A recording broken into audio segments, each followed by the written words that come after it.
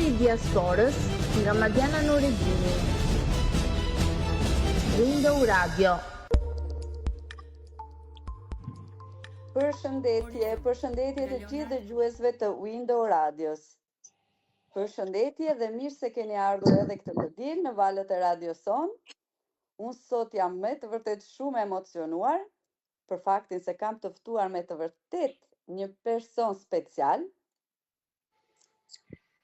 Është një person që me punë dhe me përpjekjet e tij ka arritur majat e regjisë të aktrimit në Amerikë, por në të njëjtën kohë është me të vërtet një person modest, I cili nuk ka harruar kur prej ardhjen e tij. Është një nga ata persona që na bëjnë me të vërtetë të ndihemi krenar që jemi shqiptar. I ftuari ynë I sotëm është Fatmir Doga. Mirë se erdhe Fatmir. Mirë se ju gjeta dhe mi mbrëma. Shumë faleminderit për ftesën dhe për prezantimin. Faleminderit juve. Unë siç e thash më përpara, jam shumë emocionuar, prandaj po të dashur dëgjues, po më morë goja është për këtë motiv, po edhe Fatmir, le ta fillojmë sikur të jemi në shtëpi tonë. Le të themi të vërtetën që të është mbyllur dera dhe ke ngelur jashtë. Po, është e vërtetë, fatikisht herë e parë që më ndodhi në jetën time që dal me marr një porosi kështu edhe nga që ishte dritarja hapur, frena herë mbyllet dera dhe ngele jashtë. Jam ja. Të futesh brenda? Jam në një vend shumë komod, me thënë drejtën, po nuk jam në shtëpi akoma. Megjithatë, kur të kesh dëshirë, kur të duash që të hysh, sepse kjo është e bukura e transmisionit tonë që është live, domethënë mund të flasim kudo që ndodhemi. Edhe bukura është që është vetëm me zë dhe jo me figurë, se përndryshe do të shikonim edhe ku ndodheshe. Po, jo, ndodhem në një vend shumë bukur, tani po e vere që është vend shumë artistik me piktura, qetësi, është një vend shumë I bukur. Kush e di se çfarë do të frymëzosh, do të sjellë çfarë frymëzimi e çfarë do dalë nga kjo intervistë nga ky vend I sotëm. Shiko, frymëzimin gati e keni bërë ju gjysmën e punës, sepse ky mision që ju keni, që I jepni zë diasporës shqiptare, që për fatin e keq tonë është më shumë se sa gjysma e kombit jashtë vendlindjes, kjo është frymëzimi më I madh që unë mundem me pas në këto ditë, në këto vite. Faleminderit shumë, sepse është pikërisht ajo që ne duam të përcjellim publikut, edhe është pikërisht diaspora e vërtet që duam që njerëzit të njohin, dhe jo ata të cilët politikanët o bin pa ndryshim bindjesh politike na bëjnë ose na I paraqesin si diasporë, por diaspora e vërtet jeni ju, diaspora e vërtet është ajo që punon çdo ditë, që ngrihet në mëngjes, që shkon në punë, që bën çdo lloj pune. Aktor, regjisor, punëtor I thjesht, mjek, avokat, kjo është diaspora. Prandaj faleminderit shumë që pranuat ftesën. Për ne ishte kënaqësi t'u njohim. Jemi ne në Padova, se studioja jonë Fatmir është në Padova, por studio qendrore ndodhet në Gjermani dhe kemi disa studio edhe në Londër. Nuk e kemi akoma në Amerikë. Shpresojmë ta hapim sa më shpejt. Edhe ne normalisht e fillojmë me një pyetje të thjeshtë intervistën tonë. Kush është Fatmir Doga? Ku ka lindur? Unë jam lindur në Dibër, në fushë Bulqis më konkretisht. Është një zonë e Bulqizës, e kapitanesën, duke sa do janë ndarë si rrethe. Kam mbaruar studimet në Akademinë e Arteve në Tiranë, edhe nga viti 1992 kam ikë nga Shqipëria dhe jemi kështu si çfarë të them në përbot. Me valizhën në dorë. Me valizhën në dorë, hik andej, hik këtej. Dhe tani u bën një 2-3 vjet që jam kthyer në Shqipëri. Edhe jam shumë I kënaqur që kam marrë në Shqipëri, me thënë drejtën. Je kthyer për gjithmonë? Shiko, se ma kam pyetur edhe shokë të tjerë, je kthyer për gjithmonë? Nuk e di. Them për gjithmonë sepse mbase ndjej atë dëshirën që ndjejnë edhe shumë këtu që duan të ikin. Kështu që kur them që nuk jam kthyer për gjithmonë, ndihem më rehat edhe I le rrugët e hapura. Po, por them drejtën, ndihem aq mirë, jo se i bëjmë qefin vetes tonë, por shqiptarët janë në të vërtet një kombë çuditshëm të mbysin me dashuri. Normal, mos u zënë se pastaj shikon anën tjetër, po ndihem shumë mirë. Kam bërë 2 filma që ku kam ardhur, edhe do vazhdoj derisa të kem mundësi, derisa planet e mia, puna ime të më thotë që nuk duhet të rri më këtu. Valigji është gjithmonë gati. Po, valigjen, pasaportin e kemi në xhep gjithmonë edhe po shpresoj që të rri sa më gjatë. Shpresojmë. Si ka qenë fëmijëria juaj në Bulqiz, në Dibër, Fatmir? Ç'a mban mend? Po, ç'a mbaj mend ftohtë. Mbaj mend sa herë kujtohem për vendlinjen time, më kujtohet që ishte shumë ftohtë. Dhe mezi prisja që vinte pranvera, që vinte diku në fund majt. Edhe pa e kuptuar akoma, kishte hik vera dhe vetëm fillonte bora prapë.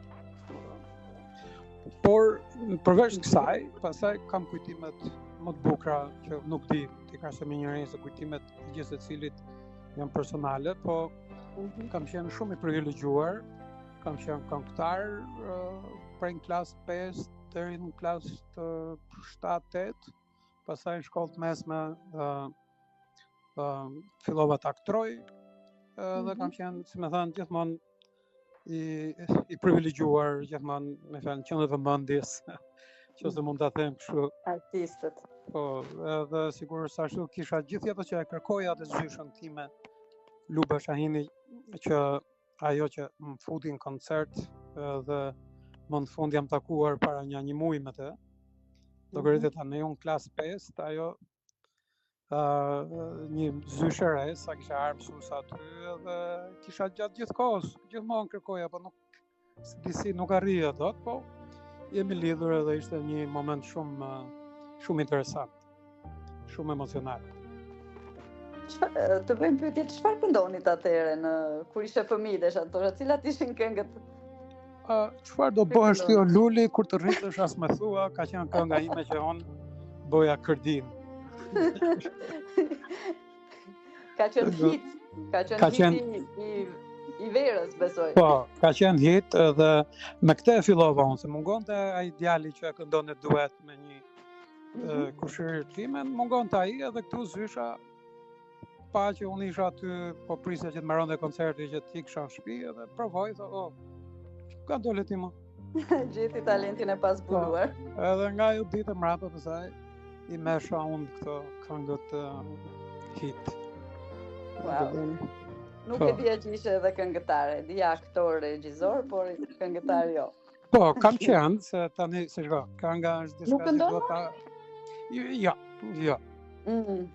Jo, normal që është, do ishte mirë, se kam kështu gjithmonë, po s'm ka rënë as ta provoj herë me thënë drejtën, po pëlqen muzika shumë, edhe në filmat e mi muzika gjithmonë komplimentohet e para, sepse është ajo që unë gjithmonë i kushtoj më shumë vëmendje se çdo gjë tjetër. Shpresojmë të të dëgjojmë, unë them se duhet ta mendosh, ta rimendosh, të dëgjojmë edhe në veshjen e këngëtarit. Do ishte interesante. Mendoje një herë, nuk e di. Po, jo, do ta kem si parasysh. Për momentin jam fokusuar te regjia sepse ajo është puna që unë kam bërë në këtë të paktën 25 vjet të fundit si regjisor. Dhe kam zbuluar, domethënë që është ajo që më jep më shumë kënaqësi sepse ke më shumë liri, e kupton, për të bërë, ti krijon. Shprehesh më mirë. Po. Po, me që jemi tek regjia, si filloi ky rrugëtim? Si lindi? Se në fillim se që ishit, domethënë që ishit apasionuar me këngën, ose para se të shkojmë këtu, a keni filluar që në Shqipëri regjizimin? Jo, nuk e kam filluar që në Shqipëri, si regjisor, nuk e kam filluar në Shqipëri. Në Shqipëri kam qenë aktor, nga dhe Akademia e Arteve që kam bërë si aktor. Por kur shkova në Kanada, tani që bësh aktorin atje që t'jemi sinqert, nuk po them që nuk ndodhen, po gjuha është mjeti i komunikimit, edhe nëse ti nuk e flet mirë, ti imagjino tani këtu në Shqipëri, kur ti shkon në Akademinë e Arteve, ti mëson gjuhë se si të flasësh shqip çdo ditë 90 minuta.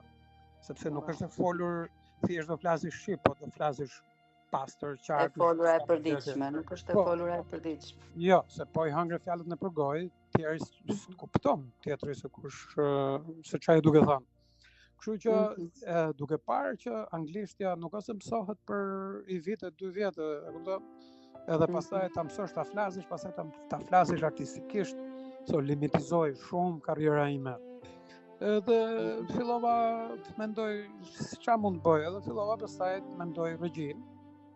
Pa të shkruajt në gjatë asaj kohe një skenar, edhe takova një ditë shokun tim të mirë që e keni pas edhe ju në intervistë para një 2 herësh më duket. Para 2 javësh. Po. Edhe më i tregova skenarin edhe më tha që shiko, ky është super skenar, du ta bëjmë film. Edhe kështu që Zef Luca ishte ky shoku im, një Albert Qaferi, një producent që vjen nga një familje shumë patriote. U bëm të 3 dhe filluam filmin tim të parë si regjisor, që quhet Arkitekti, që është hedhur online para një 2 muajsh, është në YouTube, falas për gjithë që ta shikojnë. Edhe ka qenë me të vërtet, edhe pse kështu bio, as nuk e kemi reklamuar asgjë, domethënë edhe ka pas një sukses të jashtëzakonshëm, interes pa parë për ta parë njerëzit, sepse është një temë shqiptare, po që është në anglisht. Është film është bërë për gjithë botën, nuk është bërë vetëm për shqiptarët. Edhe me fjalë kështu filloi, bëm filmin tim të parë, edhe që profitoj nga rasti të falenderoj edhe Zefin edhe Albertin. Ne përshëndesim dhe falenderojmë Zefin sepse bëri të mundur edhe lidhjen ton me ju sot. Faleminderit Zef. E falenderojmë edhe neve. Po, gjithashtu. Edhe do me thënë, kështu filloi, po filmi i parë dhe pati goxha sukses në Kanada, se ishim në Kanada gjatë kësaj kohe. Edhe pati sukses të jashtëzakonshëm në kinema, atje në audiencën kanadeze që duke qenë një film për emigracionin edhe i bërë që të mos jetë thjesht film shqiptar, po nëpërmjet një familje shqiptare, ne tregonëm historinë e gjithë emigrantëve nga ato që ishin. Edhe pati një sukses e një vëmendje të jashtëzakonshme. Edhe kështu pastaj fillum filmat e tjera një pas tjetër që kur duash mund të Mund të them të drejtën që nga mbas intervistës të Zefit, ne kemi filluar po i shikojmë një nga një filmat tuaj. Kemi parë kemi parë, po i shikojmë edhe në grupe. Kemi parë edhe Arkitekt që sapo përmende, me të vërtet është rënqetës ai film. Edhe është film që siç e thatë edhe juve është flet për këtë plagë të madhe sociale që ka akoma vendi ynë Shqipëria jonë që është emigrimi dhe që ne ose shumë nga personat që ja kanë dalë, kanë ikur, kanë arritur, janë bërë dikushi, harrojnë ose nuk kujtojnë ose tani që jemi dikush kemi harruar edhe vështirësitë e para, po harrojmë edhe që jo çdo gjë është shesh me lule në kuptimin që jo të gjithë kanë arritur të gjejnë punën që duan, kanë arritur të blejnë shtëpinë që duan apo të arrijnë atje ku kanë dëshiruar.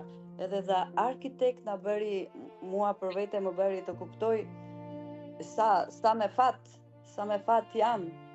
Edhe që nuk duhet të kthehem pra mbrapsht edhe të shoh vështirësitë të mos t'i harroj edhe të mos puntoj në italisht të thonë mos ta vësh gishtin mbi emigrantët e rinj që vijnë tani apo sepse harroj me të vërtet vështirësitë edhe na duket sikur çdo gjë arrihet kaq thjesht. Te Arkitekt për shembull është me të vërtetë e dhimbshme edhe është e vërtetë se shumë nga personat edhe nga vetë bashkëdhetarët tanë kanë përjetuar këtë dhimbje, këtë.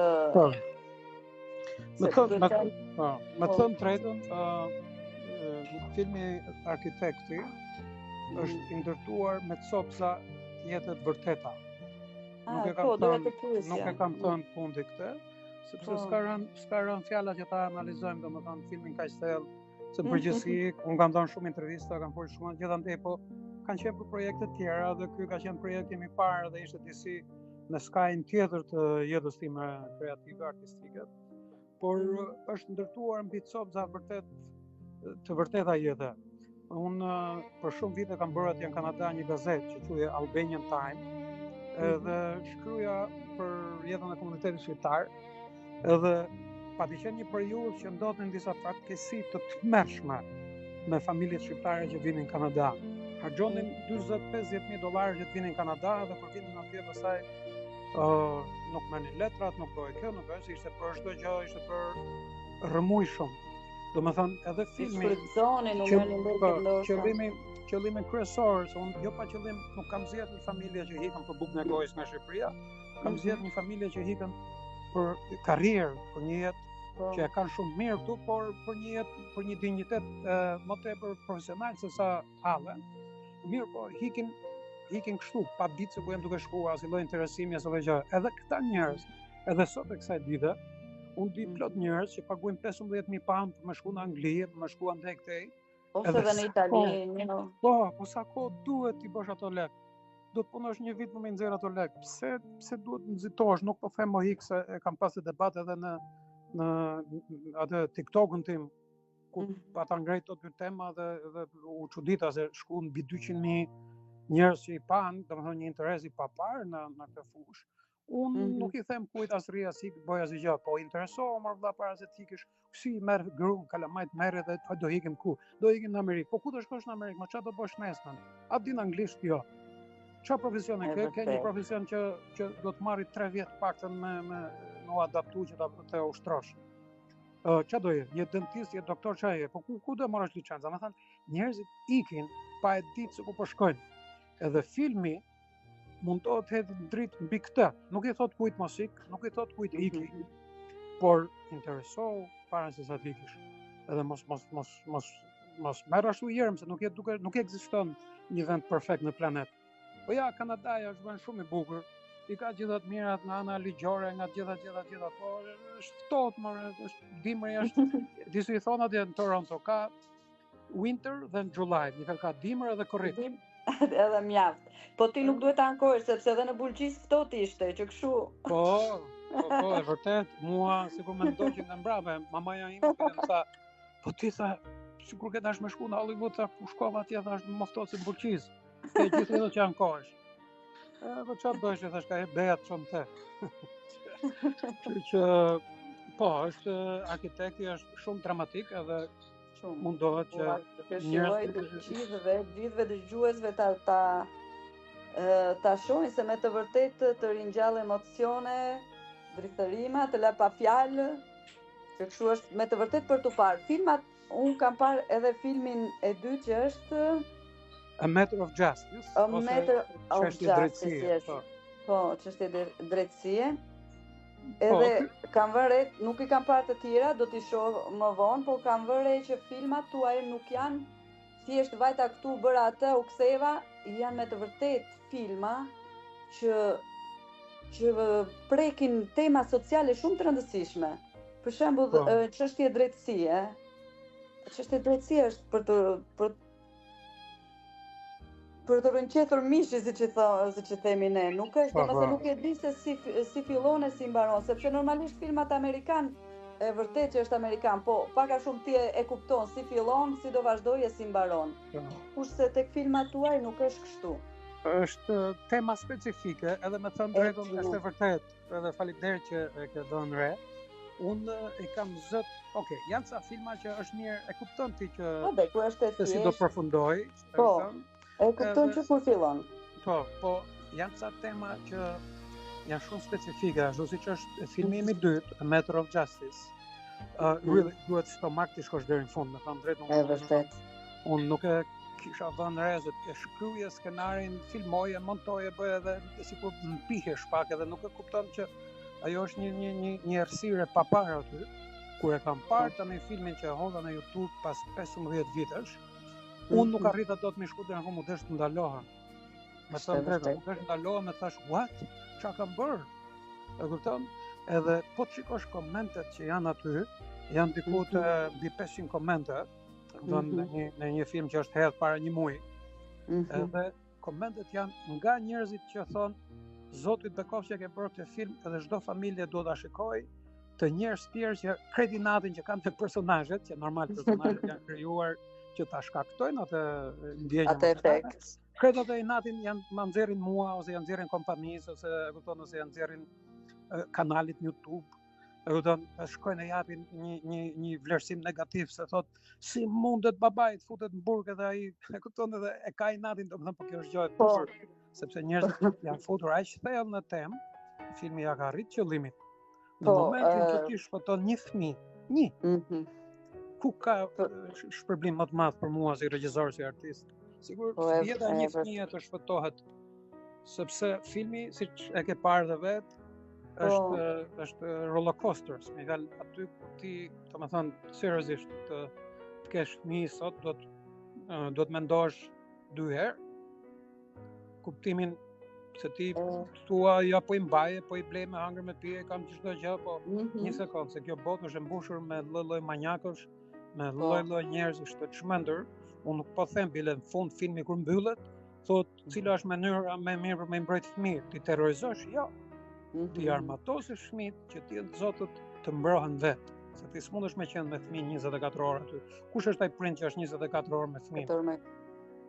Kështu që mënyra më e mirë për ta mbrojtur fëmijën është ta armatosësh fëmijën me dituri, jo ta terrorizosh, mos ketë frikë me dal për jashtë me fol me njerëzit, por ta mësosh, ta edukosh në mënyrë të tillë që ta ndaj vetë, ta bëj filtrimin e parë, edhe mbi të gjitha të komunikoj me prindërit. E vërtet, është shumë e vërtet. Për dëgjuesit ta ndoja të thoya që ky film flet për rrëmbimin e një vajze të vogël nga një pedofil, ku jati pasaj mundohet që ta gjejë gjitha, edhe për kësh prind, unë e kam parë me një shoqen time, mbasi mbaroi në fund fare Fatmir, po ta them, ndjesia jon të dyjave, u kthyem të dyja, u pam, i kishim kalamajt në përdhoma që po luan. U pam të dyja në sy, edhe të themi të drejtën, kemi ikur me vrap sikush në përdhomat e kalamajve të vetë. Kemi marrë, kemi ulur, edhe unë, çuni tim i thashun, je ndjerë ndonjëri bullizuar, të ka bullizuar dikush, të ka molestuar dikush?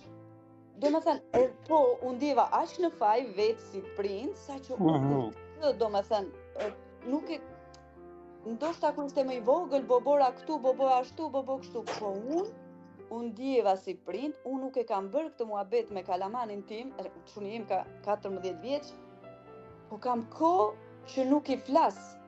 Dhe fal filmit tënd, kam 2 nëna, kam vajtur, kam folur me kalamajt të tyre. Ego, kjo komplimenti. Sa që kalamajna thanë qa hallikini, se po duke. Kjo është çmimi më i madh që mund të marrë një artist. Unë e kuptoj që të marrësh Oscar, të marrësh këtë, të marrësh atë, është më tepër, është të kuptohet, është si të arrish bërsh general nëse je në ushtri, po për mua si artist, ajo që më ngros zemrën është më tepër kjo që më the ti tani, se sa të marr një çmim atje të fshes me në shqiptarëve që ka marrë kështu, ka marrë ashtu, edhe ti nuk e din kurrë se çfarë mendon populli për filmat e tu. A kupton, ti din çfarë mendon kritika. A kupton? Kjo është edhe mrekullia tjetër që fal Zotit që mu kriju kjo ideja që ti marrë të jetë krejt filmat në YouTube. Bota shumicat e filmave të mi, bota i ka parë, për shembull, ky film që po flasim, A Matter of Justice, është shpërndar mbi 187 shtete. Ama shqiptarët për shembull s'kan parë kur asnjë nga filmat e mi, as edhe një.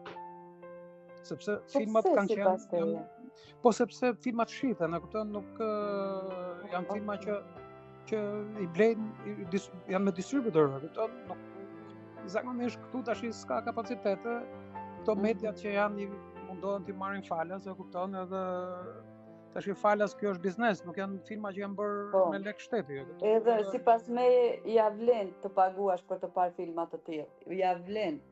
Se po shohim duke patur parasysh çka kalon në kineman, për mos thënë shqiptare, po edhe botërore sot, unë me të vërtetë përgëzoj gjithë ekipin tuaj se janë me të vërtetë filma që ja vlen dhe filma që të ngelen brenda, po janë dhe filma, siç thash, edukativ, sepse unë me të vërtetë jam ndjer keq, sepse nuk kam folur me kalamanin tim. Mu desh të shifja filmin tuaj që të flisja. Edhe do vazhdoj ta bëj. Kjo është sipas me është edhe shpëtim në qoftë se mund ta themi në një farë mënyre për dikë. Sepse si unë ka nëna të tjera që e shikojnë këtë film, edhe shpresoj ta shikojnë sa më shumë. Neve këtu në Itali ta premtoj që do t'i bëjmë shumë publicitet, të shikojnë sa më shumë filmat tuaj. Jo, shumë faleminderit edhe në emër të atyre që do shikojnë edhe do arrijnë, domethënë që tek e fundit thjesht kujtohen që ai kanë urat e ndërtuara me fëmijët, se për mendimin tim unë jam prind për vete, mendoj që siguria më e madhe është komunikimi. Por jo vetëm me fëmijët, por edhe mes një çifti, edhe mes shoqërisë. Nëse urat e komunikimit janë shkputur, aty pastaj e kupton, nuk është se pritet në kush e di se çfarë, por sidomos me fëmijët, se fëmia nuk e ka aftësinë ta kuptojë që xhaxhi kështu ose teta ashtu ose ky ashtu ka qëllime, po mund të nëse ai thot prindit shiko se kështu, atë prindi e ka aftësinë se është i pjekur edhe e din shumë mirë që diçka nuk po shkon. Ama mos harrojmë një gjë tjetër. Nuk duhen terrorizuar fëmijët, sepse në botë jetojnë këto lloj qenjesh monstra. Se po e terrorizove fëmijën, pastaj ke bërë nga një dëm ke çuar në një dëm tjetër. Në një ekstrem në tjetrin. Nuk është e thjesht ti je prind, nuk është e thjesht ti je prind sot. S'ka qenë asnjëherë besoj, po akoma nuk është. Po, jo, nuk është e thjesht fare, edhe prandaj nuk ekziston një sistem perfekt, gjithsekush adopton. Nuk ka një shkollë për të bërë prind, e vërtet, nuk ka një shkollë. Po, është më së vërtet, edhe kështu domethënë për sa i përket edhe filmit dytë, edhe duhet përmendur që te filmi i parë, Arkitekti, ne kemi një aktor me famë botërore që është i nominuar për Oscar, Stacy Keach. Edhe është edhe një vajzë shqiptare që është mamata mi, Masiela Lusha. Edhe ajo është superstar në Hollywood, sepse ka luajtur një serial për vite të tëra. Kështu që janë dy stars Hollywoodit. Te filmi i dytë kemi Michael Madsen, ai aktori kryesor që fatkeqësisht ndroi jetë para një 2-3 muajsh. Dhe domethënë që është aktori i kategorisë A në gjithë botën. Kemi gruaja e tij ose mamaja Rachel Hunter, ish gruaja e Rod Stewart, edhe ajo superstar. Që të dy, domethënë më kanë thënë brapa që e kanë ndruar një rol të tillë që ta kenë, sepse donin që ti tregonin botës edhe anën e tyre se të dy prindër. Edhe të dy domethënë e kanë marrë atë rol në mënyrë shumë personale. Edhe duket edhe në film. Po. Kur e luajnë, po. Po. Si arrin ti gjesh ose ti marrësh këta aktorë me famë botërore? Kemi dhe Timo Flokon, ishte Timo Flokon arkitekt. Bravo se ka që harrova diçka shumë të rëndësishme. Te filmi i parë është edhe Timo Floko që ka supporting role, me rolin supportues të rolit kryesor. Edhe Timo, domethënë, e ka vlerësuar, edhe domethënë Vera Grabowska e ka vlerësuar filmin. Edhe domethënë edhe ai ka 3 hyje të Hollywoodit, edhe 3 aktorë të fuqishëm, pastaj edhe aktori tjetër Tony Pierce që luan rolin e Ben Kodrës. Po. Bile më tha Zefi që janë një grup njerëzish që kanë hap një se tip kështu, po kërkojnë me ditë ku është Arben Kodra sot. Do të kemi serialin e dytë, do kemi një arkitekt 2 ndoshta. Po, se duam të dim ku ka përfunduar Arben Kodra, ku është. Po, duam ta dim. Të gjithë duam ta dim. Ka vdekur, është vrarë, dhe shumë shpejt mbase mund të kemi ndaj diçka shumë interesante. Shpresojmë. Edhe pse ju nuk e keni parë, se unë para një javë hodha filmin e tretë në YouTube. Po, nuk e kemi parë. Being American, ose Thjesht Amerikan. Ku janë 5 yjet Hollywoodit. 5. Wow. Christopher McDonald, Sienna Guillory, Lorenzo Lamas, Robert Miano, është edhe ajo goca e vogël që është aty, ajo është tani superstar. Caitlyn, edhe ajo është superstar. filmi, domethënë po hezëm, domethënë çdo film që hedh edhe kjo është po të shikosh hartën, domethënë në gjithë planetin, të gjithë filmat që kam hedhë të tre, edhe unë do t'i hedh të gjitha, domethënë do vazhdoj të hedh, me qenë se ra fjala. Urime për këtë zgjidhje. Kush nuk është abonuar, le të abonohet falas të kanalin YouTube Starway Films, që të lajmërohet dhe mos i humbasi, sepse ne nuk thjesht i hedhim filmat, ne i bëjmë premierë, so filmi hudhet live, unë jam aty, kush do të bëj pyetje, edhe këtë komentet e gjërat unë përgjigjem personalisht. Kështu që filmi i dytë, po të shikosh komentet nga gjithë planeti, njerëzit që e shikojnë, oh my god, thua, ku ka gjë më të mirë se sa për një artist sa ta shikoj punën e tij e vlerësojnë gjithë botën, a kupton? Kështu që filmi i dytë shumë shpejt, mas ja ku i bie tash në fund muajit, mas 3 javësh do hedhim tjetrin. Do hedhim Prokurori, The Prosecutor, që pa të mësjell këtu, ajo është filmuar në Shqipëri, Danny Glover, edhe ai, domethënë superstar. Se kështu do t'i hedhim gjithë. Si Shqipëria superstarit amerikan? Se fal jush edhe fal filmit tuaj, arritët të sillin një superstar në Tiranë. Po, me thënë drejtën, ku ka shku mbrapsht, po edhe ku ka shku në Los Angeles, unë nuk e di çka kanë folur ai atje, po unë vetë personalisht kam marrë mbi 7 kërkesa për produksione që duan të vinë të filmojnë këtu. Interesante. Sepse ai e kaloi shumë mirë, shqiptarët e pritën shumë mirë, producentët e trajtuan shumë mirë, dhe kur ka ikur me lot në përsy. Këtë lloj dashurie dha vetëm mamaja ime ma ka dhënë. Atë e kemi në shqiptarët, mikpritjen e kemi të lëmë pa fjalë. Po. Shumë i kënaqur kam mbetur. Edhe më vjen mirë sepse kur ti ke një aktor si puna e Danny Glover, ti ke vëmendjen e gjithë botës, e kupton, sepse këto njerëz këto aktorë kanë me miliona followers. E kupton? Edhe mua më pëlqen Danny Glover. Po, ti tregon Shqipërinë, edhe ndihmon në turizmin, ndihmon në shumë gjëra. Nuk është thjesht që morë një aktor edhe ajt po shes mend, ka marrë një aktor Hollywoodin film. No, ajo është një kontribut që i bën Shqipërisë, vendit tënd, kulturës tonë, sepse ai botoi fotografi nga muzeume, s'kemi lënë vend pa shkuar në muzeume, se ai faktikisht erdhi këtu për Mihael kontratën e kishin 1 ditë xhirime, 3 ditë do punonin për të, Mihael për atë, si me thënë, full time, se nuk mund ta filmosh gjithë ditën me të, se filmi s'filmohet ashtu. Edhe ka ndenjur 8 ditë. Llogaritë në Shqipëri. Ka ndenjur jashtë kontratës 8 ditë. Deshi vetë rinte 8 ditë? Po. Deshi vetë. Edhe tash e kuptohet që janë shpenzime marament, se nuk është diçka që mund ta bëjnë gjithë. Se vetëm bileta. Po, shiko, fatmirësisht producentët e filmit, me thënë financuesit, gjuan Hollywood janë executive producers. Dy shqiptar, 2 miq shumë mirë të mit, që janë edhe ata emigrant. I kemi emigrant atje, do të jenë komshi me ty atje nga veriu i Italisë. Po, pastaj do më lësh edhe emrat. Ylli Ujka dhe Çeski Vanaj, që se ke dëgjuar. Ylli Ujka, po. 2 biznesmen shqiptarë që e kanë ndërtuar bizneset e tyre me djersën e tyre, duke punuar që fëmijë kur kanë ardhur në Itali 2-13 vjeç. Ata sponsorizojnë gjithë atë pjesën e parë serialit. Dhe normal, ajo është vetëm pjesa e parë, por është bërë edhe si film edhe si pjesë e parë. Janë edhe 11 pjesë tjera për të filmuar. Vetëm sezoni i parë, pastaj janë 12 për çdo episod, është një projekt i madh ajo. Dhe domethënë trajtuam Denin në mënyrë si ishte erdhi me gjithë asistentën.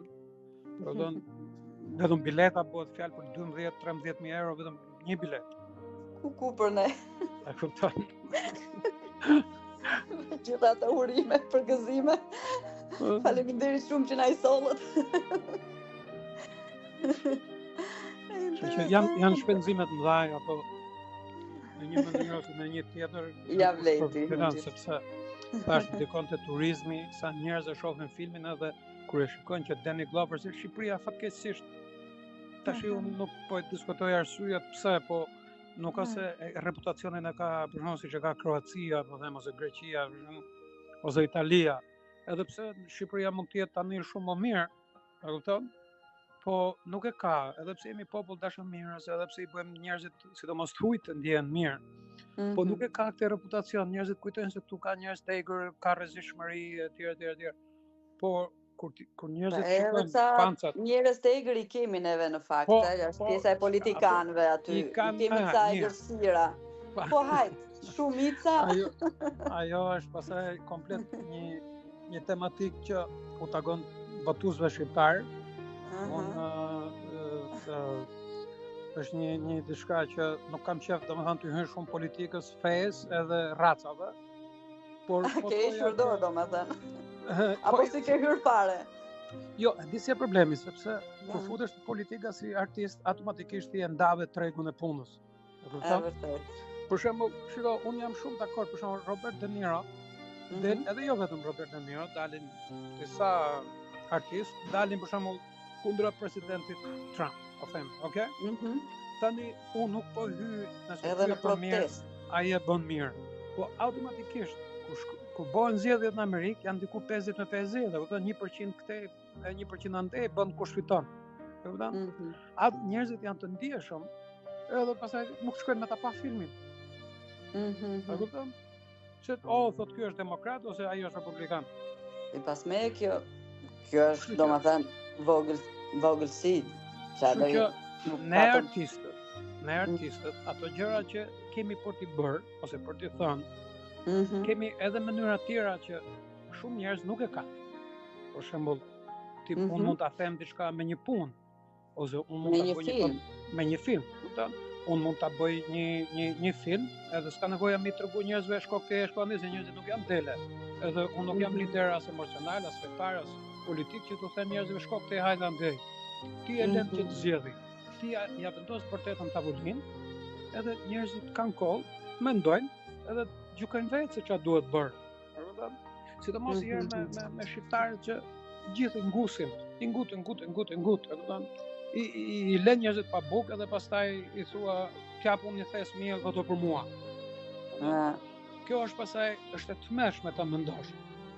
Por ajo çfarë unë mendoj, shqiptarët janë të mençur, e dinë vetë se çfarë duhet bëjnë.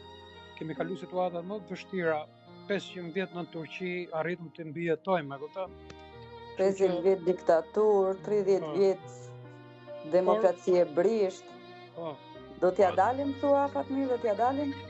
Unë mendoj që domethënë do t'ja dalim, është një po e madhe, se ka edhe gjë, domethënë që asgjë nuk është e përjetshme, okay? Jam I sigurt që se unë kam qenë në një moshë që s'mund të them që kam ditë se çfarë ashtu, se kur ka I komunizmi unë 20 vjeç kam qenë, e kupton? 19 e gjys, po them diçka e tillë. Kështu që shumë njerëz mund të kenë menduar që ai sistem do qëndrojë për gjithmonë, por ja që nuk është. E kupton? Kështu që edhe shumë politikanë që kanë qenë në këto 30 vite, se politika dhe paraja në shumë raste të bëjnë që të ndihesh të kesh një shkputje nga realiteti. Do të duket sikur të jetosh për herë, për gjithmonë, bëhesh një taf maqar, sepse unë te filmi I tretë për shembull e tregoj këtë punën e greed, e kësaj tafmase, kupton? Po asgjë nuk është për gjithmonë. Ajo çfarë është për gjithmonë është çfarë ti I lën popullit tënd. Nëse ti I vjedh, trajton si njerëz të botës tretë ti, njeriu jot. Çfarë do marrësh me vete kur ti ikish nga kjo botë? E kupton? Ka shumë njerëz në histori që përmenden për mirë. E kupton? Në çfarë do përmendesh? Si hajdut gjithë jetës, si tradhtar, Hamza Kasrioti ka qindra vjet, domethënë që përmendet si tradhtar. Normal ai ka hikur nga kjo botë, si bie mendja që se çfarë shajnë shqiptarët, po çfarë do mbahesh më? Kur ti ke familje që flen me çadra brenda në shtëpi, sepse u bie ujiti kalamajve në krevat. Për çfarë krenohesh? Kështu që këta njerëz, këto pasanik të mëdhej që janë bërë këtu në Shqipëri, që unë thash edhe herë, nuk I hy si kam bërë, si kam bërë, se nuk është ajo puna ime, se maksimum mund të abuzoj, mund të abuzoj, qoftë për mirë, qoftë për keq. Ka sisteme drejtësie, ka gjëra tjera, prapë thash do vi një ditë që gjërat do rregullohen. tash që t'jemi sinqert, unë kam marrë në Shqipëri i herë në 96-ën, no, 2006-ën, edhe kur kam marrë tu para 3 vjetësh Shqipëria nuk është, nuk ka të krahasuar. Me 96. Po, me 96, me 2006 nuk kam qenë, se kam filmuar një ditë, këto një 2 ditë duket. Edhe tash Shqipëria ndryshon çdo ditë, se vetë jeta është progres, edhe në kohën e komunizmit çdo gjë ishte skëter, po vetë jeta ka diçka pozitive aty, nuk është çdo gjë e zezë. Se jo se ta bën politika, jo se ta bën si nder dikush ose dikush, po vetë jeta prodhon. Se Shqipëria tash e kupton, shqipe turista po vinë, 2-3 gjëra, ca sheshe qytetesh janë rregulluar, e kupton? Njerëzit, sistemi i drejtësisë ka filluar të marrë jetë, nuk është perfekt, se s'ka se si të jetë perfekt në një vend ku ka 30 vjet që zbëhet drejtësia, kupton? Llogarit tash unë vik nga sistem anglosakson. Unë jam rritur në sistem anglosakson. Kupton, ku ligji, sistemi i drejtësisë, gjykatat e këto janë, çfarë të them, janë perëndia në ndjes për krahasimin, po e kupton? Aty nuk do t'ja di ai çfarë jeti. Edhe nuk jam kështu barbar. Barbarët e kanë ligjin, ajo është ligji, përpara ligjit janë gjithë lloj. Nëse ti ke hes me shpejtësi me makinë, ai në një mënyrë një tjetër don që ti të mos hezish më, jo të persekutoj ty ose të masakroj, e kupton, që të mos marrësh vetëm një 3 vjet.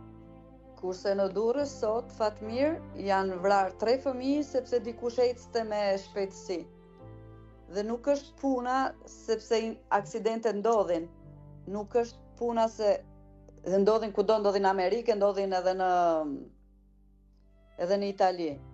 Fakti është që ky person është paralajmëruar forcave të rendit disa herë dhe nuk është bërë asgjë. Dhe fëmijët duke luajtur me top në poshtë shtëpisë, sepse nuk ka as parqe, besoj unë, se di jo gjitha lagjet kanë parqe, që humbën jetën për shkak, për mua nuk është aksident, po është vrasje me dashje. Prandaj drejtësia, me që po flasim për drejtësi, duhet të hynë ato tema, sepse ju nuk doni të hyni dhe ja respektoj vendimin tuaj, po sot për shembull kjo ngjarje më ka...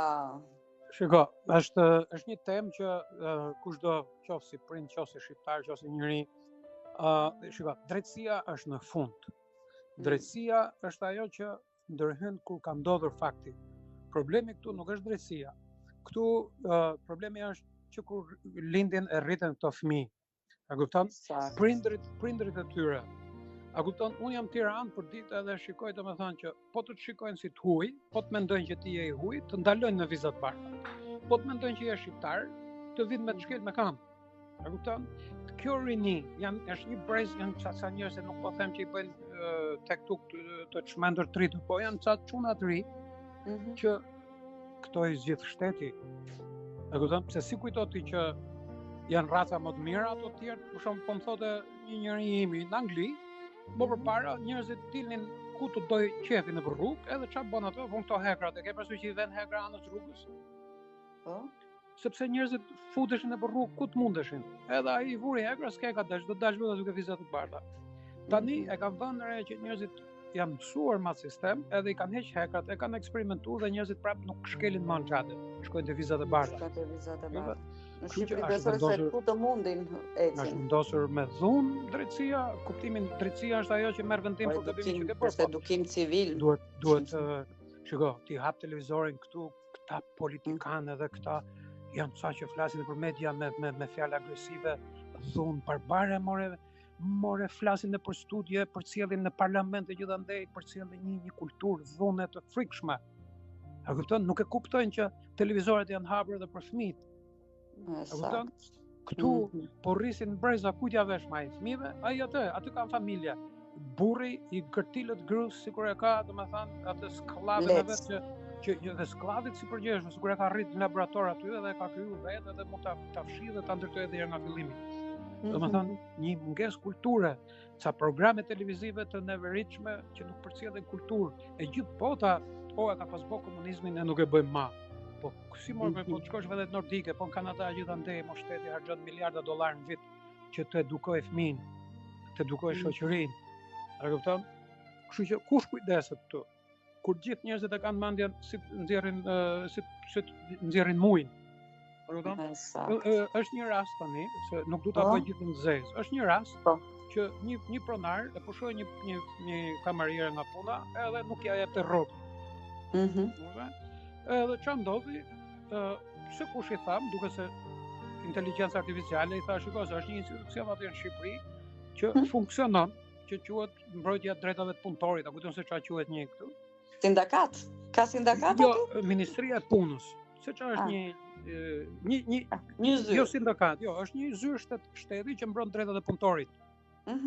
Edhe ajo u çoi një email, ato kishin shkuar aty ke pronari, edhe i kishin futur 7 gjoba, sepse nuk kishte këtë, nuk kishte atë, nuk ishte ai kishte thonë jo, s'du m'ia dhën rrogën.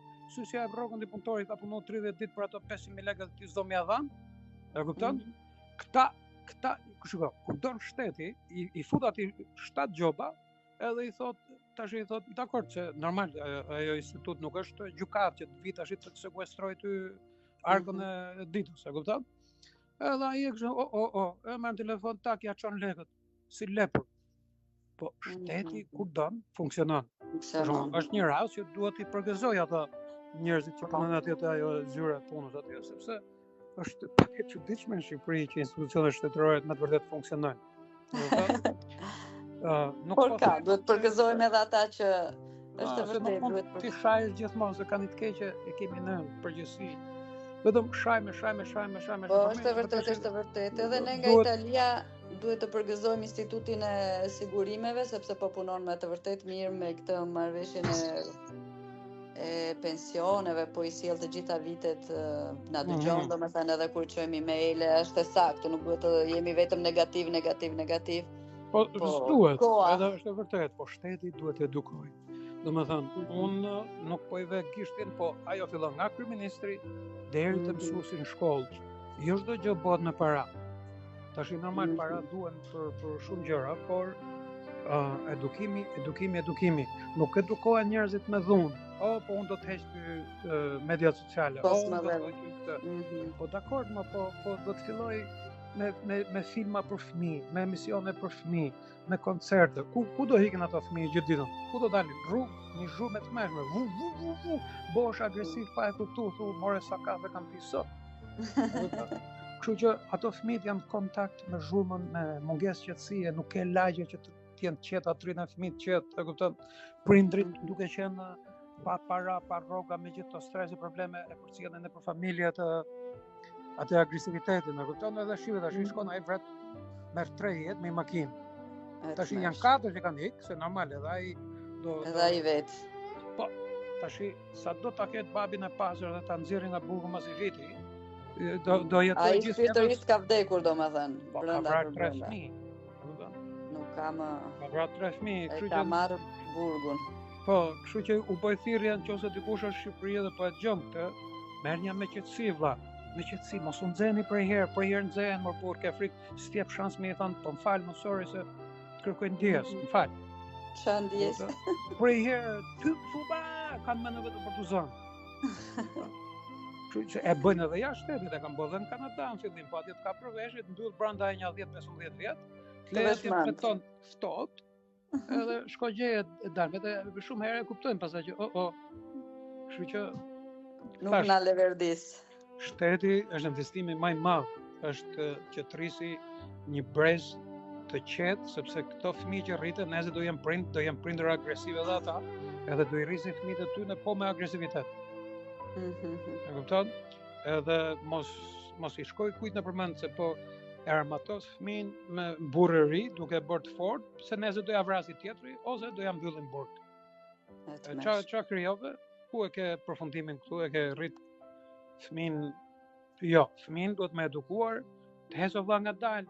Nëse je i pasur vetëm të pasurit në Shqipëri, heci me shpejtësi, se të pasurit jashtë shtetit thotë, "Ok, kalo, pret 1 orë të kalosh." Sepse unë jam i pasur, thotë, ti marr lekët ditë për ditë ty, e të respekton që ti merr lekët. Kurse tu ti marrin lekët dhe trajtojnë edhe si kafsh. Është i pasur ai, parkon në parking aty në trotuar dhe njerëzit do ecin për rrugë, do dalin gjatë. Edhe parkim dysh ndoshta. Po ato dysh ato mund të bëhen aty. shiko, se më futen në një temë që unë s'para ashtu po harroj ka Unë nuk e di pse përfunduam këtu se krejt ndryshe kisha menduar, krejt ndryshe doli, po më mirë kështu. Më mirë kështu. Ajo që po thoja është fillon që nga parlamenti shkojnë e bën një ligj parkim dysh. Po ti kur e bën ligjin, po e për gjitha, po ai që parkon në vizat bardha, po ai që ka hyrë në trotuar. Në fakt drejt me thënë Fatmir, ato na ngelen neve parkime dysh. Ku ne kemi ligje të tjera për të bërë, po hajt më. Ore, po gjitha do bëhen, po kur ta bësh e bën një paketë, po për gjitha. Nuk mundet po parkove dysh futesh në burg, edhe asnjë s'futet. E kapën një ditë futën dhe tash I ke krejt parkuar dysh. Po me që nuk do të vlasësh për politik, po të pyes kështu për çef. E njeh që Zeshinen edhe me Remen, politikanët tonë? Jo, nuk e njoh, me thënë drejtën. Po tani sa po je kthyer do t'i njohësh, ndoshta kur në një transmision të ardhshëm.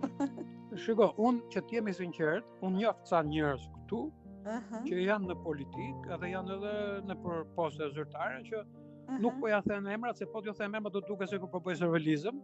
Okej. Por unë personalisht I njoh që kanë zënë vende pune, sidomos të paktën këto 4-5 muajt e fundit, edhe po bëjnë ndryshime të jashtëzakonshme. E kupton? Të jashtëzakonshme. Janë njerëz që mbase s'kan ndaj shumë në sy, por siç thash, e kupton, sidomos ka të bëjë edhe me fushën time, se mua ajo më intereson se. Siç thash, unë fatmirësisht as nuk marr rrogë nga shteti shqiptar, as nuk kam ndonjë konflikt interesi ose ndonjë interes që t'i bëj lajka e lule askujt, asnjë parti edhe as lloj njeriu. Po merrem me fushën time se thash, ne si artist mund të bëjmë shumë më shumë se sa politika. E kupton? Dhe atë që mund të bëjmë neve është ajo çfarë ju duhet njerëzve. Atë që se bën politika, për shembull që të ketë programe për edukimin e fëmijëve, mund ta bëjmë neve siç ishte film.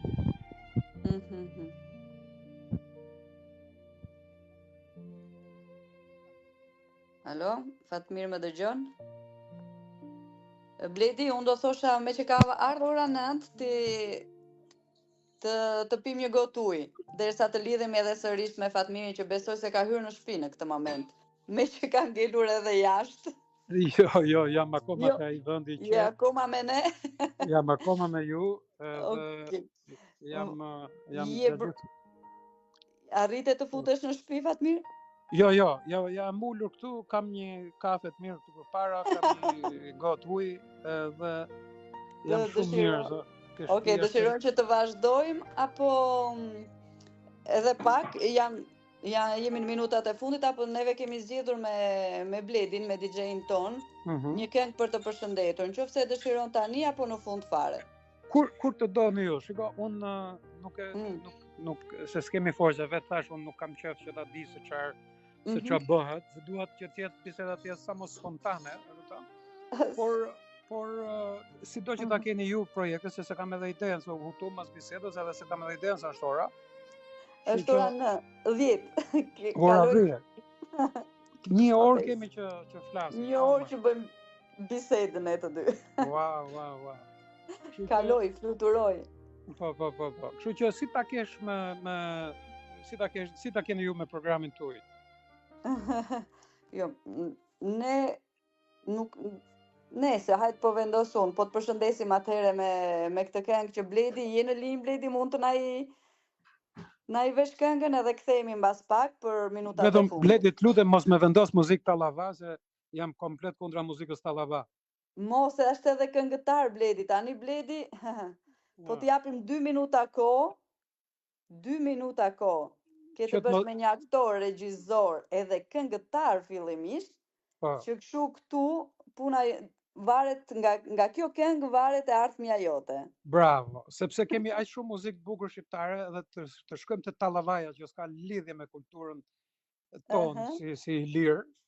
Unë mendoj që është krimi më I madh që është bërë artit shqiptar, se kush e ka futur të lloj kulture tallava, domethënë që më vjen bota vërdall kur e dëgjoj.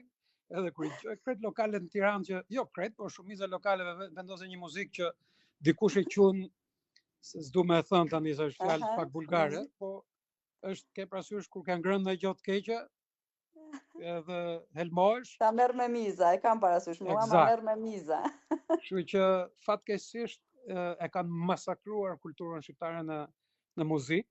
Kështu që meqense po më përshëndet mua me një këngë vetëm tallava jo. Shpresoj. Bledi, mos më bëj figurë të keqe.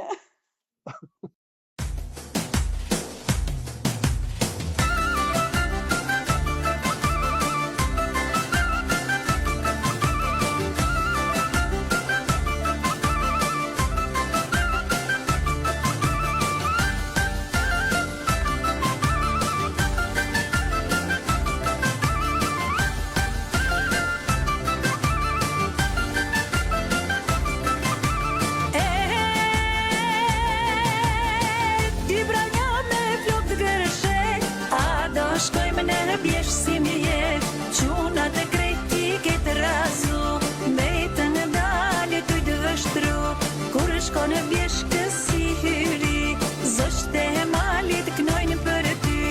Hej, hej, suc di vrane je, hej, hej, shoqen nuk ta gje.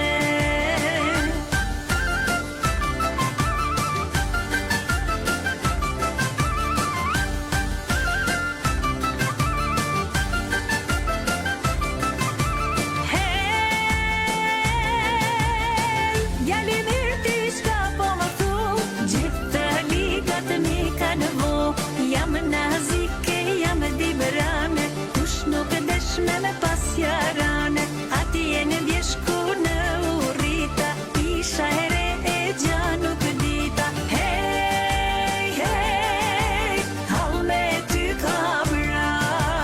Hej, hej, zisi me jaba.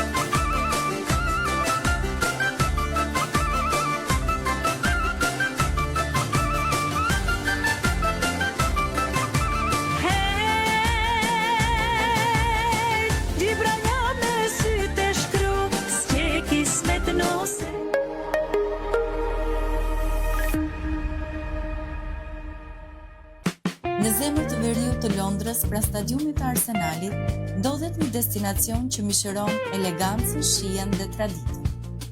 Aetos Taverna, aty ku mikpritja shqiptare takohet me finesën moderne. Një ambient i kuruar me detaje, atmosferë të ngrohtë dhe një kuzhinë që kombinon autenticitetin me prezantimin elegant. Çdo vizitë shndërrohet në përvojë.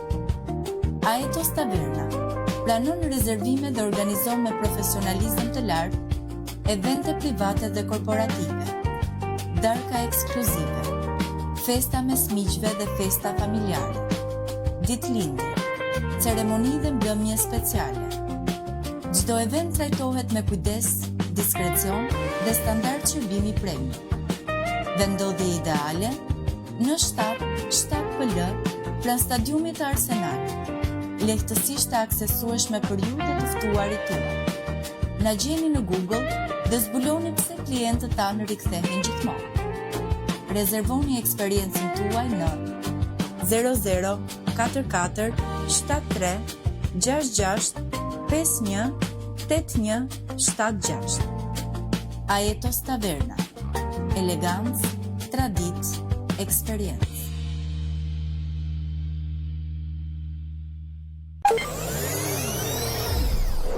You are listening to We Know Radio. We Know Radio.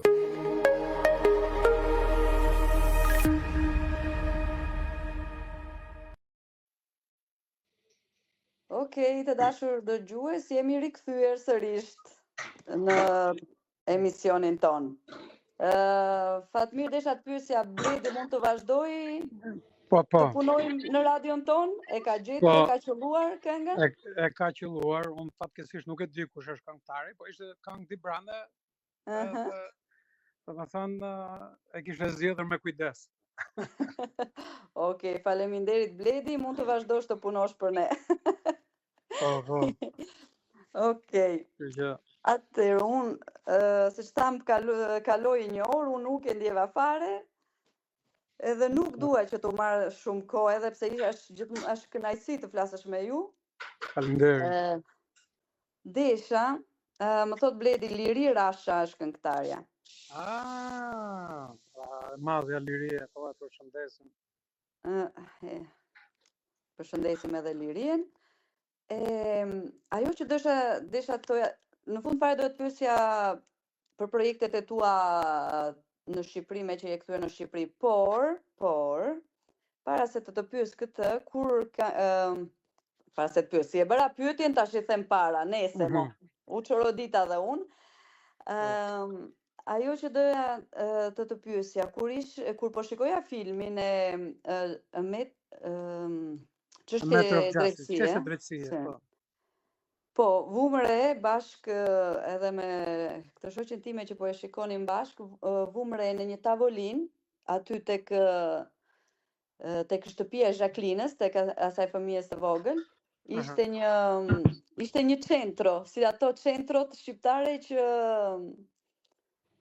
bëjnë nëna tona. Ishte e menduar apo kishte qelluar? E mendove? Me thënë drejtën, shiko, ajo vajza që luan Jacqueline-ën është vajza ime. Me vërtet? Po, Kristali. Wow! Edhe ajo skenë është gjyruar të dhoma e saj.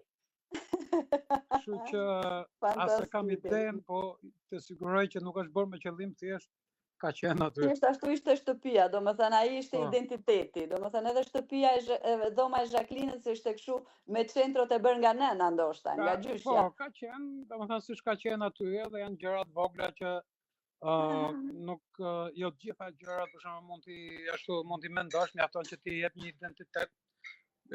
Mjafton t'i japësh një identitet, e kupton? Okej, megjithatë, nga që domethënë filmi çështja e drejtësie nuk ishte të bënte me Shqipërinë, po gjithsesi edhe një çik, një pjesë e Shqipërisë ne e pam atje, e nuk hatëm. Të dhoma e Jacqueline-s. E Kristal. Ne janë me të vërtet si shqiponja që i keni parë gjërat vogla që unë as nuk i kam vënë re që në disa herë mund ta kem parë filmin duke e montuar, edhe s'e kam vënë re, me thënë drejtën. Kur ta shikoni se kemi centrot e nënës atje mbi. Po, patjetër. Mbi tavolinë. Mbi komo. Po. Kështu, domethënë. Ja. Okej, këtë ishte thjesht kuriozitet, që na lindi gjatë shikimit të filmit. Po një pyetje tjetër, si është dita tipike kur xhiron në industrinë e madhe amerikane kinematografike, sepse kemi para të filmin si xhirohet një film në kohën dikur, po dua të dim se si është dita tipike jotja. Shiko, kur xhirohet filmi, se varet se çfarë produksioni je, po tash në Hollywood nga që është e gjitha privat, edhe merret një çik më meritëm, e kupton? Se ti për gjë në Evropë punon një çik më ngadalë, e kupton? Atje ke shpenzimet janë marrëmendse në ditë, edhe duhet ti jesh brenda një farë ritmi që është gati sikur ushtria është në luftë, e kupton? Kështu që punohet 12 orë në ditë, xhirohet 12 orë në ditë. Okej? Jo shesh xhirimi 12 orë, po xhirohet 12 orë. Edhe është shumë intens, shumë, sidomos herë për regjisorin. Po për gjithë, po stafin kryesor është jashtëzakonshëm. Varet kur xhiron, për shembull, filmin e tretë që kemi hedhur para një jave, Ne kemi filmuar në Shkretir që ishte 40-42 gradë Celsius në ditë. Wow. Ne filmonim llogaritë tash jetë 12 orë në mes Shkretirës. Dhe imagjino tani vrap këte hika ndeje, domethënë intensiteti është i paparë. Vërtet. Po. Kështu që është absolutisht ndër punët më me intensitet që unë mendoj mund të jenë ndonjëherë në çfarëdo lloj profesioni. I pranon Fatmir Doga këshillat apo sugjerimet e aktorëve? Apo është jo, do bëhet kështu siç them unë? Jo, unë nuk jam, shiko, ti ke për shembull mund të kesh 30 aktorë, okay? Në qoftë se ata bëjnë siç bën ti, siç u thu ti, aty do kesh pastaj 30 regjizora, 30 Fatmira në këtë rast, kupton? Unë nuk punoj ashtu, unë në radhë parë i shoh herë çfarë bëjnë ata, kupton? Edhe pastaj unë ju jap shpjegime, i shpjegoj në lidhje me atë që nuk është në skenar. E kupton? Nuk i tregoj që jo bëje kështu siç them unë. Se po tash mua unë dua regjisor, unë ku e di se jam mirë. Unë mund ta shikoj edhe tjetrën, atëherë çfarë i them, unë i them për shembull histori, për shembull që në momentin që po ndodh kjo, në të njëjtën kohë ke qenë atje, ke shku këtu, gjëra që s'janë skenar që aktori mase se imagjinon ndodhe, kupton? Kështu që unë e karikoj, është një lloj si një program kompjuteri që ti ja jep kodin, edhe ai reagon. E kupton? Tash normal, ka raste kur aktori për shembull mund ta egzagjeroj, i thua shiko, unë dua 50, ti po më jep 5000. Edhe ai e kupton se çfarë duhet bëj. E kupton? Duhet ta uli pak intensitetin. Kështu që nuk bëj atë, edhe nuk e kam qef fare që unë t'ju tregoj aktorëve se çfarë dua. E qartë. Okej, pyetje e fundit, thatë që jeni kthyer në Shqipëri, edhe pse latë të hapur çështjen domethënë të valixhes gjithmonë gati. Edhe Jacqueline apo Kristal, si quhet vajza jote? Kristal? Kristal, po, Kristal. Edhe Kristal është kthyer, jeni kthyer të gjithë? Jo, Kristali është në Kanada në këtë moment. Okej. Doja të dija se çfarë mendonte për Shqipërinë, po. Kristali le mos e pyet fare se ta them unë. Ma thuaj. Kristali sa herë vjen në Shqipëri thot ba nuk duhet hiki, ma duhet rri këtu.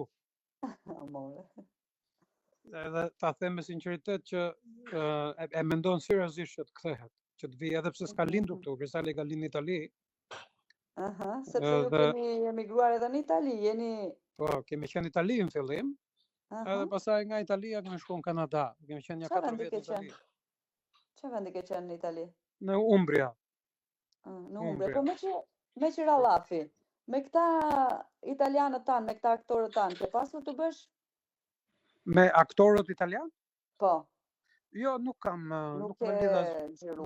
Nuk me lidh asgjë, sepse do të jetosh atje, tregu është vetëm për Italinë, është treg i vogël, e kupton? Ka më shumë mundësira në Kanada e në Amerikë, me vërtet? Jo, po në Amerikë shiko, kur ti bën një film në Amerikë, se unë më tepër karrierën time, domethënë në Amerikë kam me gjithë aktorët, është ti përmenda, se s'ka rëndësi se ku tu e filmon Kanada, filmon në Amerikë, filmon Shqipëri, po i gjithë tregu, sistemi i filmit, që filmi është në anglisht, me aktorë të Hollywoodit, mua ofrua te prokurori që të mesha një aktor italian, dhe thash me të njëjtën pagesë që bëhet aktor italian, mund të mosh aktor të Hollywoodit, edhe e njeh gjithë bota, e njohin dhe në Itali, kurse një aktor italian maksimumi mund ta njohin në Shqipëri. Në fakt të doja të dija se si çfarë ndryshimi kishte, a ishim çmimet e njëjta, po megjithatë sapo e thatë që Po, bëhet fjalë për një emër shumë i njohur në Itali, Raul Bova. E kupton? Mua ofrua te prokurori që ta mesha në film. Edhe kërkonte të njëjtin çmim të një aktori amerikan, edhe jo thera. Eksakt, po nuk të them në ana ekonomike. E kupton se Raulin ose me shumë respekt se është aktor që ka goxha emër në Itali, po e njohin vetëm në Itali. Edhe në Shqipëri, edhe në Shqipëri. Edhe në Shqipëri, po, kur themi Shqipëria, po Shqipëria tash gjysma janë në Itali, kështu që e njohin shqiptarët e Shqipërisë që jemi më të saktë edhe italian. Kurse bie fjala Danny Glover e njohin në gjithë planetin bashkë me Itali. Sakt. Kështu që kur ti je privat, kur ti je pastaj me parë shteti, pastaj okay, do marrësh në varet nga tematika, nuk është se intereson shumë edhe është dhimbshme kur e mendoj këtë, sepse pse janë parat e shtetit edhe ato nuk mund të avullojnë. E kupton, ikin edhe të mos sjellin as i lek. E kupton? Por fatmirësisht në industrinë kinematografike në Shqipëri po ndodhin ndryshime të jashtëzakonshme, në të thënë drejtën. Këtë doja të pyesja se cilat janë projektet tuaja, për sa i përket, në qoftë mund të na i thuash? Po. Unë me të thënë drejtën kam një projekt që do kisha dashur ta boja nëpërmjet qendrës, edhe nga që është hap ajo periudha mbase edhe mund ta çoj aplikimin atje. Është një film për cilin erdha faktikisht në Shqipëri, që quhet Alba. Edhe sot nesër ngeli, unë u bën 2 filma tjera dhe ajo su bë. Ne do e bënim me Zefin para 3-4 vjetësh, por dikush nga qeveria na dha një sugjerim, po bënja nëpërmjet shtetit, se kjo është një temë shumë e fortë dhe do keni më shumë mbështetje nëse bëni me shtetin se sa privat, edhe e besuam atë. Dhe betët e shteti ju. Ngelum, e kupton, ngeli kështu, ka ngel kështu si në hava. Edhe domethënë ai është një projekt që e kam vazhdimisht, po përndryshe kam një projekt shumë të madh që besoj këto ditë brenda muajit maj përfundojnë letrat, si më thonë, dhe besoj diku shtatore fillojmë me xhirojmë, është projekt shumë i madh. Okej. Ne mezi presim filmat e ardhshëm, shpresojmë që shteti të bëj shtetin. Por me të vërtetë me të vërtetë, sepse shteti shumë herë thërret diasporën, ktheuni. Dhe ti e more këtë nismë. Ju përgjigje thirrjes, u ktheve. Edhe unë jam shumë kurioze të di vijimin, domethënë eksperiencën tënde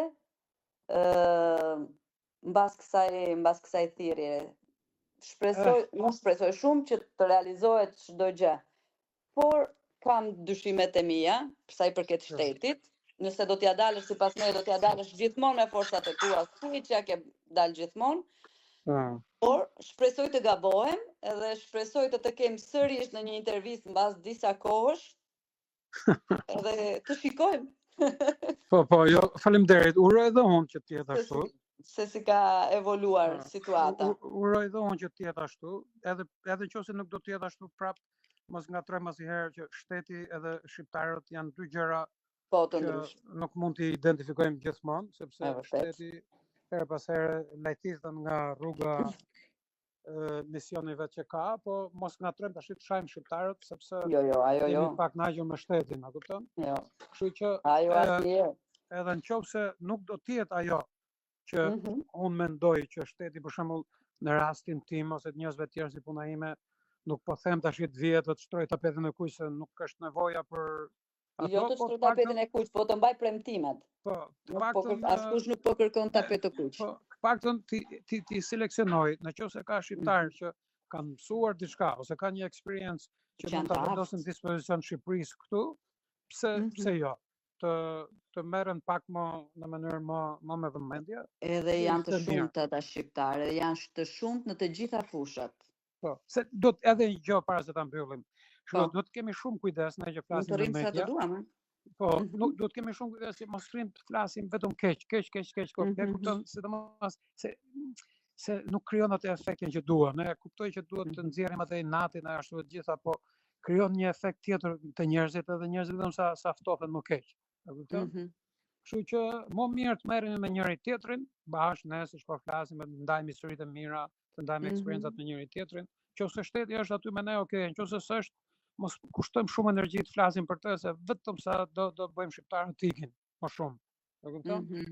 Është shumë e rëndësishme kjo. Unë për veten time thash, as nuk jap ndonjë kredit, as nuk rrit ashaj shtetin ose qeverinë kushdo që të jetë, sepse çfarë do përfitosh nga ajo. Kur ke qëllime politike, shkon protesto, po me folën për media keq krijon një efekt tjetër, aq më tepër fëmijët që dëgjojnë net pa lumtur, edhe nuk I ke pastaj as shqiptare as italian ka do që je, sepse ti nuk po ju krijon një tip ndjenje krenarie për rrënjët e tyre që janë. Edhe do I dobësosh fëmijët. Sepse për shembull nëse fëmijët, nëse ty të gjën që ti je krenar për çfarë je, edhe ato do janë krenar sepse janë fëmijët, janë nipa, sa do të kenë lindur tjetër kon. Nuk bëhen fëmijët kanadez, harroje. Sepse duhet të jetë me mbiemër angleze, do të jetë kështu, do të jetë ashtu, sa do jenë të lindur të rritur aty. Edhe sikur të bëhen, prap do I kenë rrënjët e dobta nëse prindrit aty rrinë e shajnë dhe në linjen vazhdimisht. Kjo, jam dakord, po edhe më përpara ju tha që edhe fëmijëve duhet domethënë që tu tregosh, duhet domethënë tu tregosh realitetin, nuk mund t'i gënjesh domethënë. Po, realiteti varet nga situata. Realiteti është rëndësi ka të tregosh realitetin.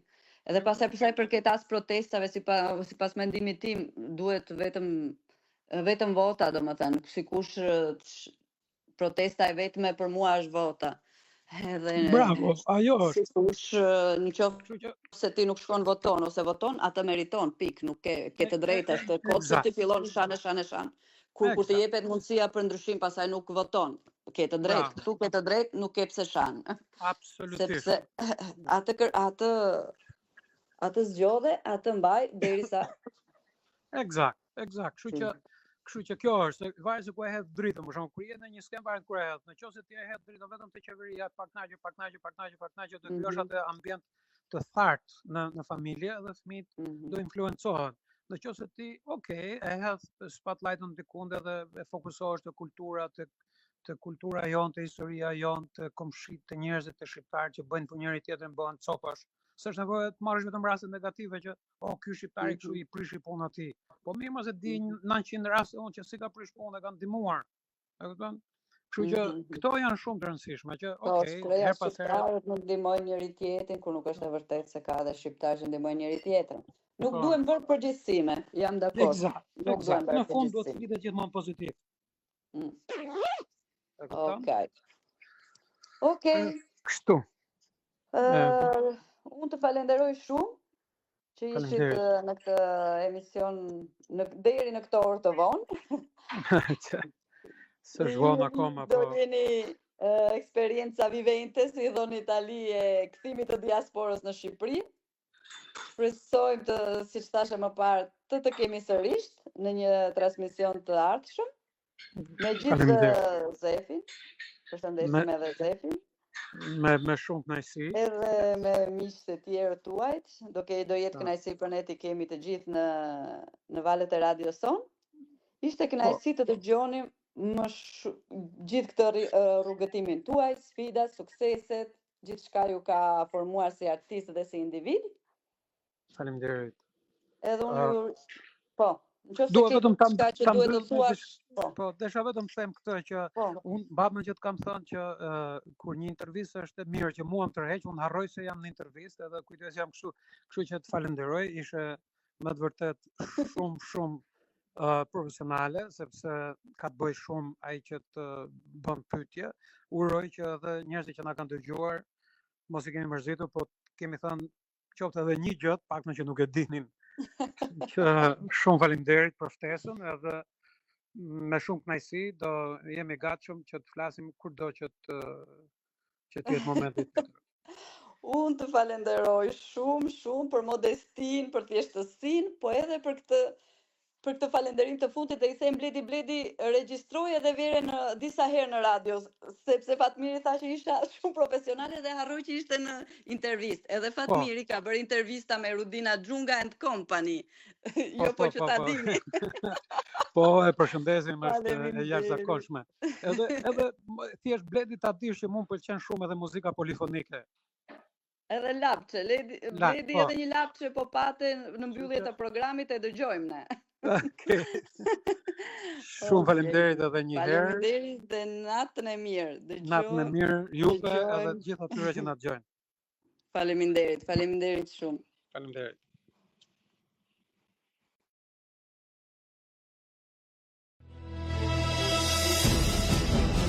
Zëri I diasporës nga Madiana Nuregjini. Window Radio.